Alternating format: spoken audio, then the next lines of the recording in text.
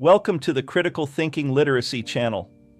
I'm John Bala, and this is the Attack on Reason series. Today, we analyze the genetic fallacy, the error of judging a claim by its history instead of its evidence. Not to be confused with genetics or neuroscience, the genetic fallacy occurs when we accept or reject a claim based solely on its historical origin or source, rather than its current merits. Morris Cohen and Ernest Nagel formalized this in 1934, describing the confusion between an idea's historical stages and its logical validity. Here's a historical example that should resolve any confusion. In the 1930s and 40s, Nazi Germany conducted some of the world's first rigorous research linking smoking to lung cancer, leading to public smoking bans. This ad says, "The chain smoker, he does not devour it, it devours him." To argue that smoking bans are wrong simply because they originated with a fascist regime is a genetic fallacy. The health risks of tobacco are independent of the political ideology of those who first documented them. We see this today in our deeply polarized media landscape. Claims are often dismissed not because the data is wrong, but because of the identity of the source, be it CNN, Fox News, Wikipedia, or even National Public Radio.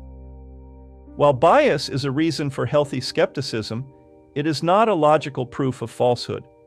Dismissing a specific factual claim because of the platform's reputation without evaluating the evidence is a form of genetic reasoning. Neuroscience reveals why this is so difficult. Our brains are wired for source monitoring, a cognitive shortcut that uses the credibility of a source to bypass the energy-intensive work of logical evaluation. In other words, we all have a cognitive tendency to be lazy thinkers. Why?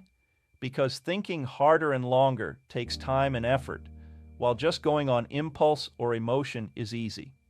If you want to learn more about cognitive psychology and behavioral economics, I highly recommend Daniel Kahneman's book, Thinking Fast and Slow. A link to the book is in the description below. This genetic bias even impacts our legal system. Studies show jurors may judge a defendant's moral responsibility differently based on demographics, race, and even gender, often ignoring the actual evidence of the crime. Or to paraphrase Occam's razor, the more we assume, the less likely we are to be correct. We believe higher education should be accessible to everyone.